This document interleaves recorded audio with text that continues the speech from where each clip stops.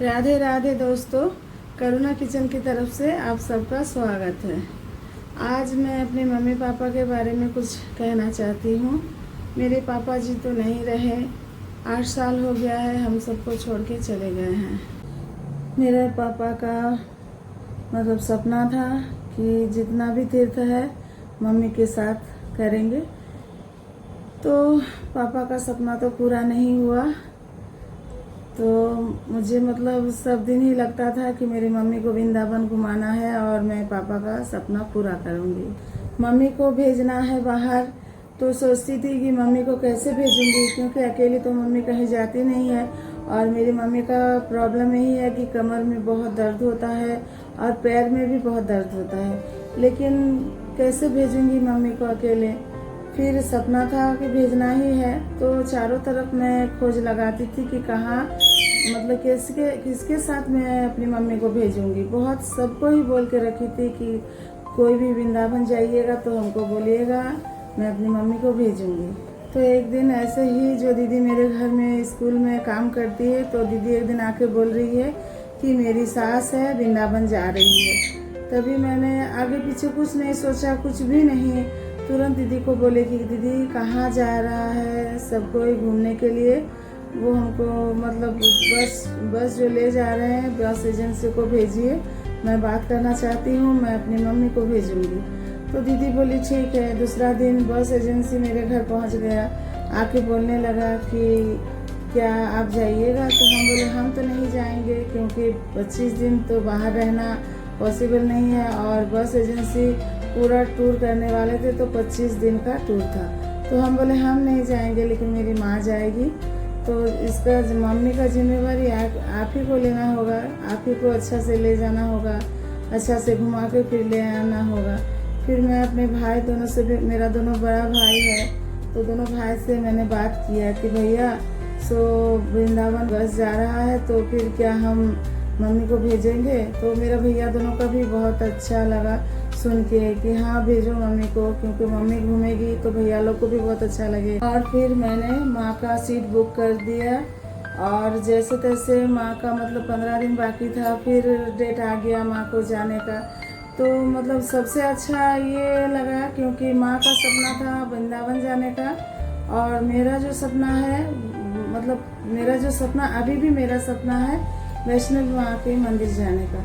तो बस एजेंसी जो जा रहे थे, तो बहुत काशी, वृंदावन, मथुरा, गया और हरिद्वार सब जगह उसमें था। वैष्णो देवी भी था, तो वैष्णो देवी के लिए हम 2 बार टिकट करा चुके हैं, लेकिन हम नहीं जा पाए हैं। अब माँ वैष्णो देवी कब ले जाएगी पता नहीं, लेकिन हमें तो बहुत खुशी लगा कि वृंदावन भी है, मथुरा वृंदावन भी है जाने के लिए, और वहाँ पर माँ वैष्णो देवी का मंदिर भी जाना है। फिर क्या, मेरी माँ तो गई वृंदावन और मथुरा सब जगह। और फिर वहाँ जाके जब भी मैं अपनी माँ से बात करती थी तो मेरी माँ रोती थी। तो फिर मुझे लगता था कि माँ को तो खुशी के लिए टूर पे मैंने भेजा, अब माँ क्यों रो रही है, क्या प्रॉब्लम हो रहा है। तो फिर माँ से पूछती थी कि मम्मी आप क्यों रो रहे हो। तो मम्मी बोलती थी कि ये खुशी के आंसू है, क्योंकि इतना अच्छा तीर्थ यात्रा हम किए कि हम नहीं सोचे थे कभी हम यहाँ आ पाएंगे। तो ये मतलब ऐसे ही रोना आ जा रहा है। अब माँ का टूर तो जारी था, 25 दिन तो ऐसे ही नहीं बीतेगा, बहुत घूमने के बाद 25 दिन पार होगा। तो जैसे तैसे पार होते गया, और फिर वैष्णो देवी मंदिर चढ़ाई का दिन आ गया। तो बस एजेंसी वहाँ तो जम्मू कश्मीर, तो माँ का फ़ोन ऑफ हो गया, और वहाँ बस एजेंसी से मेरा बात हो रहा था। तभी फिर हमने पूछा कि आप कब जाओगे, बस एजेंसी से पूछे चढ़ाई कब कीजिएगा आप लोग। तो बस एजेंसी वाला अंकल जो थे बोले कि हम लोग भोर 5 बजे निकलेंगे। तो पता नहीं उस दिन हमको इतना बेचैनी सा लग रहा था कि आज माँ चढ़ाई करेगी, मेरी माँ चढ़ने सकेगी कि नहीं, मेरा माँ का तो प्रॉब्लम है। तो फिर रात को नींद भी नहीं आया, किसी को कुछ बोल भी नहीं पा रही थी, क्योंकि मैंने खुद अपने माँ को भेजा। तो फिर जैसे रात को नींद भी नहीं आया, भोर को उठ के मेरा जो भगवान का मंदिर है ऊपर में, तो वहाँ भोर को उठ के और जाके दिया जला के और वहाँ माँ वैष्णो देवी को बुलाई और अपने ही मन से माँ को बुला के बोली कि माँ आपके पास आज मेरी माँ जा रही है। मेरी माँ का तो बहुत प्रॉब्लम है, मेरी माँ चल भी नहीं सकती है, लेकिन आपका दर्शन करने के लिए मेरी माँ गई है और वहाँ मैं नहीं हूँ कि मेरी माँ का हाथ पकड़ के मैं घूमूंगी। तो माँ वैष्णो आप मेरी माँ की रक्षा कीजिएगा, जितना सब कोई गया है सबका रक्षा कीजिएगा, लेकिन मेरी माँ का हाथ पकड़ के आप घूमिएगा, मेरी माँ को अच्छा से दर्शन दीजिएगा। मेरी माँ अकेली है, आप ही के भरोसे मैं अपनी माँ को भेज रही हूँ, बोल के माँ वैष्णो देवी के सामने मैं बहुत रोई और फिर आके अपना अपना काम करने लगी दिन भर का। फिर बस एजेंसी से बात हुआ कि आप लोग चढ़ाई किए हैं, तो फिर एजेंसी बोले हाँ हम लोग आधा दूर आ गए हैं। बस एजेंसी ने कहा कि हम लोग अर्ध कुमारी तक आ गए हैं और आपकी माँ को हम बहुत मना किए कि आप ऊपर चढ़ने नहीं सकिएगा, यहीं से माँ वैष्णो देवी का प्रणाम कीजिए और आप नीचे चलिए। लेकिन आपकी मम्मी मेरा बात नहीं सुनी और आगे निकल गई। आपकी मम्मी को बहुत खोजा मैंने, लेकिन नहीं मिल रही है, तो हम लोग अभी नीचे जा रहे हैं। तभी फिर मुझे तो बहुत ही डर लगने लगा कि मेरी माँ अकेली पड़ गई है और मेरी माँ अकेली चढ़ाई करने के लिए ऊपर चली गई है। तो फिर फ़ोन तो ऑफ था मेरी माँ का और एजेंसी तो नीचे आ गए हैं। अब सुबह से शाम तक फ़ोन कर रही हूँ कि मेरी माँ नीचे आई है कि नहीं, और एजेंसी अंकल बोल रहे थे कि नहीं मैडम जी आपका मम्मी अभी तक नहीं आई है। तो फिर मेरा तो टेंशन बढ़ गया और मन ही मन मैं माँ को बुलाने लगी कि माँ रक्षा करना मेरी माँ का। तो फिर ऐसे दिन बीत गया। अब रात 12 बजे तक एक ही फ़ोन कि अंकल जी मेरी माँ ऊपर से नीचे आई है कि नहीं, और उधर से एक ही जवाब कि मैडम जी आपकी माँ अभी तक नीचे नहीं आई है। तो सोचिए उस समय एक बेटी का मन में क्या बीत रहा होगा। अकेली माँ गई और माँ के साथ कोई है भी नहीं और अपने जिद से ही मैं अपनी माँ को भेजी थी। तो डर तो बहुत लगने लगा था, लेकिन माँ वैष्णो पर विश्वास था कि मेरी माँ का रक्षा करेगी। रात 12 बज गया, 1 बज गया, 2 बज गया, मैं जाग की थी और फिर सो गई, पता नहीं कब सो गई। लेकिन भोर 5 बजे कॉल आया बस एजेंसी का कि मैडम जी आपकी मम्मी आ गई है, आप अपनी मम्मी से बात कर लीजिए। तभी फिर मैं अपनी माँ से बात की, माँ को बोली माँ आप सही ठीक तो हो ना, आपको तो कुछ प्रॉब्लम नहीं हुआ ना। तो माँ बोल रही है नहीं हम सही सलामत है और ऊपर से हम माँ वैष्णो का दर्शन करके भी आ गए हैं। तो क्या सब ठीक हो गया। माँ वैष्णो देवी का दर्शन करके माँ नीचे फिर आ गई। अब 3 दिन बाद मेरी माँ घर आने वाली थी। 3 दिन बस में ही 3 दिन बीतना था, फिर माँ मेरी घर आने वाली है। फिर मैं अपनी माँ को लेने के लिए बस स्टैंड गई, फिर वहाँ से फिर मैं अपनी माँ को लेकर घर आ गई। माँ का पैर इतना फूल गया था कि 25 दिन बैठे बैठे रेस्ट भी नहीं, कभी ये मंदिर कभी वो मंदिर, इतना घूमी। तो माँ को देख के इतना खुशी लगा, मतलब विश्वास नहीं कीजिएगा कि मुझे लगा कि मैं अपना पापा का सपना पूरा की। तो इसीलिए मतलब तो फिर माँ फिर आके बैठी रेस्ट की। फिर हम बोले माँ को कि माँ आप क्यों रो रही थी, आपको क्या प्रॉब्लम हुआ। तो माँ बोली खुशी का आंसू था, बहुत इतना घूमे, इतना जो तीर्थ किए, इसीलिए मुझे बहुत ही अच्छा लगा। फिर मेरी माँ जो बात बताई आप लोगों को सुन के भी मतलब आप लोगों का शरीर में सिहरन पैदा हो जाएगा। जो मेरी माँ बात बोली, मेरी माँ बोली कि जिस दिन माँ वैष्णो देवी का चढ़ाई कर रही थी तो बस एजेंसी माँ को ऊपर जाने के लिए रोक रहा था, फिर भी माँ छुप के ऊपर चली गई, क्योंकि माँ को लगा कि मेरा सपना था वैष्णो देवी और हम बार बार माँ को बोले थे कि माँ आप चढ़ाई कीजिएगा, माँ वैष्णो का दर्शन कीजिएगा। तो मेरी माँ छुप के ऊपर चली गई। चली तो गई, लेकिन पैर में प्रॉब्लम है, पीठ में प्रॉब्लम है, कमर दर्द है। तो माँ जाके आधा दूर में जाके बैठ गई और जानती भी नहीं है कहाँ जाएगी, कैसे घूमेगी, तो एक जगह बैठ गई। तो एक औरत वहाँ पर आई जो मेरे से 4 साल की बड़ी ही होगी। तो आके माँ के पास बैठी और माँ के पास आके बैठ के बोलने लगी कि माँ जी आप माँ वैष्णो का दर्शन करने आई हैं? तो माँ बोली हाँ बेटी, दर्शन तो करने आए हैं, लेकिन हमको तो यहाँ के बारे में कुछ पता नहीं, और हम लोग जो साथ में आए थे सबको इधर उधर भटक गया, मतलब कोई भी नहीं है मेरे साथ, और हम आगे भी कैसे बढ़ेंगे। मेरा तो पीठ खींच रहा है, मेरा कमर दर्द शुरू हो गया है, तो मैं कैसे दर्शन कर पाऊंगी। अभी वही औरत बोली माँ जी हम आपके साथ चलेंगे, हम आपको माँ वैष्णो का दर्शन कराएंगे, आप चलिए मेरे साथ। तो माँ खड़ी हुई, तो माँ का पीठ दर्द कर रहा है, तो माँ आगे बढ़ नहीं पा रही है। तभी वही औरत माँ का पीठ में हाथ दिया और माँ को धक्का दिया। थोड़ा सा धक्का देते ही माँ बहुत दूर चली गई। फिर माँ पीछे मुड़ के देखने लगी तो वो औरत जो थी वो बैठी हुई थी। फिर जैसे ही माँ खड़ी हो गई तो मेरी माँ के पास फिर से आ गई और बोल रही है माँ जी आगे बढ़िए, हम तो हैं आपके साथ। फिर पीठ में हाथ दी तो फिर माँ कुछ दूर और चली गई। फिर माँ आधा दूर जाके फिर खड़ी हो गई तो फिर पीठ में हाथ दी, मतलब 3 बार पीठ में हाथ दिया और माँ एकदम चढ़ाई कर गई, एकदम माँ वैष्णो के ऊपर पहुंच गई। फिर ऊपर जाते ही इतना लंबा लाइन, लाखों से ऊपर ही भीड़ होगा। तो माँ बोल रही है कि बेटी हम लोग किस लाइन पे खड़ा होंगे और कहाँ से अंदर घुसेंगे, इतना भीड़। तभी वही औरत बोलने लगी कि माँ जी आप लाइन पे मत खड़ा होइए, आप मेरे पीछे पीछे आइए और चुप रहिए, मुझसे आवाज नहीं कीजिए और आप हमको पकड़ के रहिए। तो माँ पीछे पीछे जाने लगी। तो माँ बोल रही है कि जैसे हम पीछे पीछे गए, लाइन में हमको खड़ा भी नहीं होना हुआ और फिर अंदर घुस गए। तो माँ बोल रही है जैसे लग रहा है कि हम लोगों को कोई देख ही नहीं पा रहा है, हम लोग जैसे अदृश्य होकर चल रहे हैं।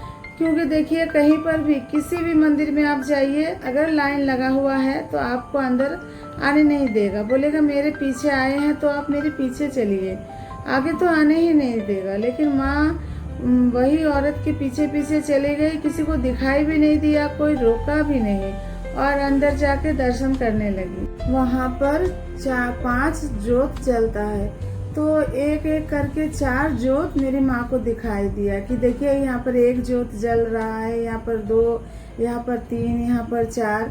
फिर माँ को बोली माँ जी आप अगर रुकिएगा रात 12 बजे तो 5वां जोत आपको दिखाई देगा। तो माँ बोली बेटी रात 12 बजे तक तो रुकने नहीं सकेंगे। तो फिर वहाँ से माँ वही औरत के साथ बाहर निकल आई और माँ तो भोर 5 बजे चढ़ाई की थी। तो फिर वहाँ से आते समय वही औरत माँ को बोलने लगी कि माँ जी नीचे देखिए, कहीं उस पेड़ के नीचे कुछ दिखाई दे रहा है आपको? तो माँ बोली हाँ 3 मुर्गा बच्चा जैसा लग रहा है। तभी फिर वही औरत बोल रही है ना ना ना माँ जी ऐसा मत बोलिए, वो तो माँ, तीनों माँ है, जिनका भाग में रहता है उनको ही दिखाई देता है, आज आपका भाग में है तो आप देख लीजिए। तभी माँ बोली मुझे क्षमा कर दो माँ, मैं तो नहीं जानती थी, बोल के माँ प्रणाम किया। तभी फिर माँ को दिखाई दिया मोर जैसा 3 पंछी एक ही पेड़ के नीचे तीनों बैठ के है।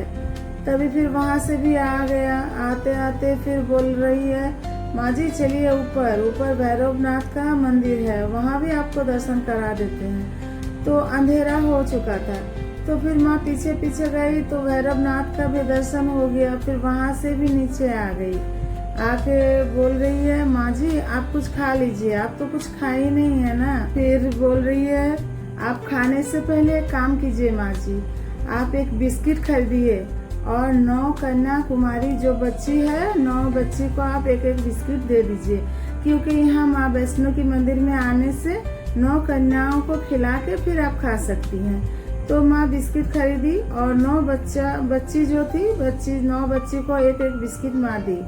और फिर वही औरत माँ को एक जगह बैठा के और बोल रही है माँ जी आप यहाँ पर बैठिए, हम आपके लिए खाना लाते हैं। तो दुकान से ब्रेड और दूध लेके लाई, माँ के लिए ले आई।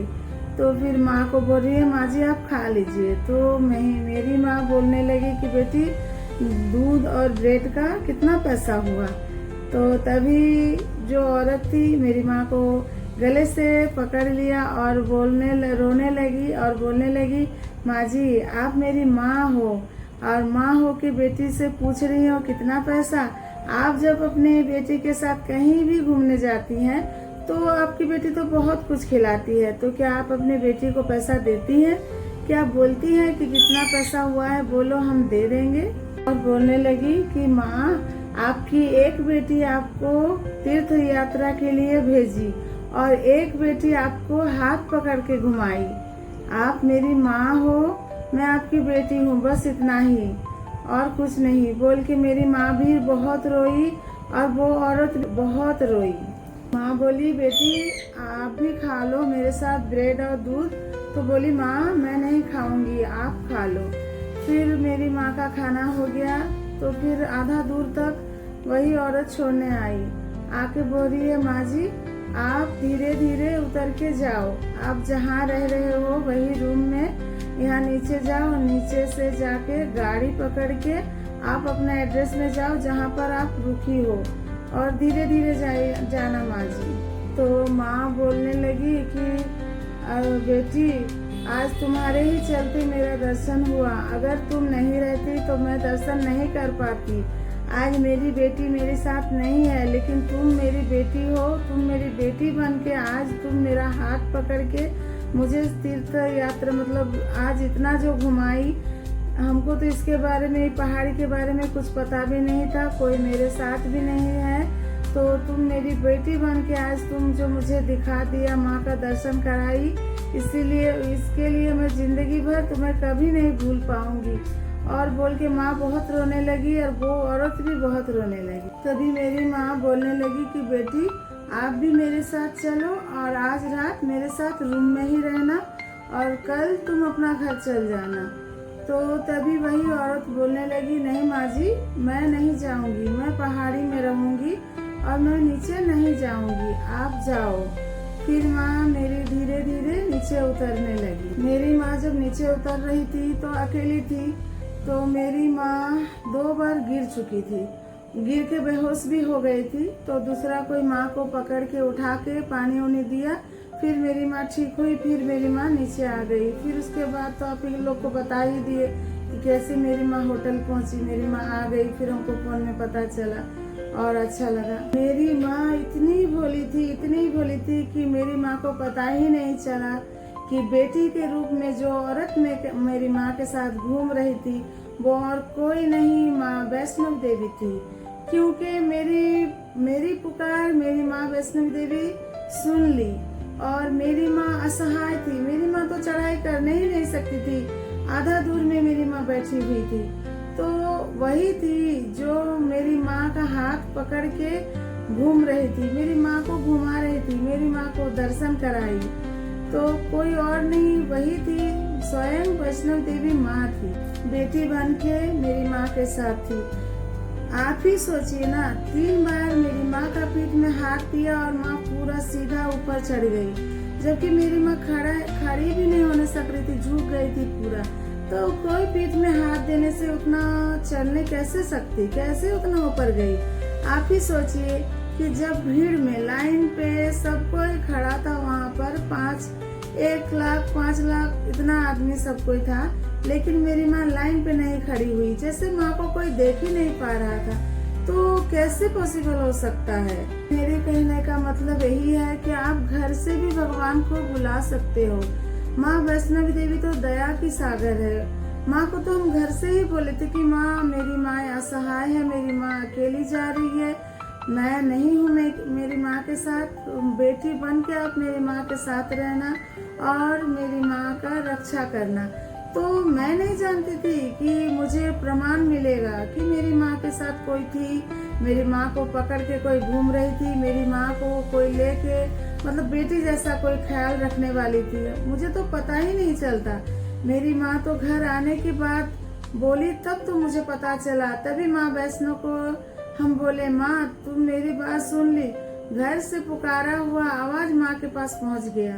जरूरी नहीं है कि वहाँ जाने से ही माँ सुनेगी, हम लोग घर से भी माँ को बुला सकते हैं, इसका प्रमाण तो माँ खुद देगी। और माँ बोलने भी लगी कि एक बेटी आपको भेजी है माँ और एक बेटी आपको घुमा रही है। क्यों बोलेगी? क्यों बोलेगी? क्योंकि माँ तो जानती है कि बेटी के रूप में माँ वहीं थी और मैं घर में थी। घर से मेरी माँ के लिए मुझे चिंता हो रही थी, जबकि माँ तो वहीं पर माँ के साथ ही थी। माँ बोलने लगी कि आप चलो नीचे मेरे साथ, आज रूम में रहना, कल फिर आप भी जहाँ से आई हो वहाँ चल जाना। तो तभी वही औरत बोली कि मैं नीचे नहीं जा सकती हूँ, क्योंकि यही तो सोचने वाली बात है कि माँ पहाड़ी माँ वैष्णो देवी पहाड़ी माँ है, पहाड़ में रहती है, कितना सारा भक्त वहाँ पहुँचते हैं माँ के पास, तो माँ पहाड़ छोड़ के नीचे कैसे आ सकती है। लेकिन मेरी माँ तो भोली है, माँ को तो समझ में नहीं आया कि स्वयं वैष्णो देवी माँ के साथ थी। तो माँ के बारे में जितना भी बोलेंगे कम ही पड़ेगा, और माँ के पास तो मुझे जाना है हर हाल में। अब माँ कब बुलाएगी वो तो मुझे पता नहीं है। अभी तो फिर राधा रानी भी मेरे साथ बैठी हुई है और मेरी सब बातें सुन रही है। तो अब दूसरा ब्लॉग में भी बताऊंगी और भी सच्ची कहानी, सच्ची घटना। अभी बस इतना ही। राधे राधे। अगर आप लोगों को मेरी सच्ची घटना अच्छी लगी तो कमेंट कीजिए, सब्सक्राइब कीजिए, लाइक कीजिए। फिर मिलती हूँ। राधे राधे।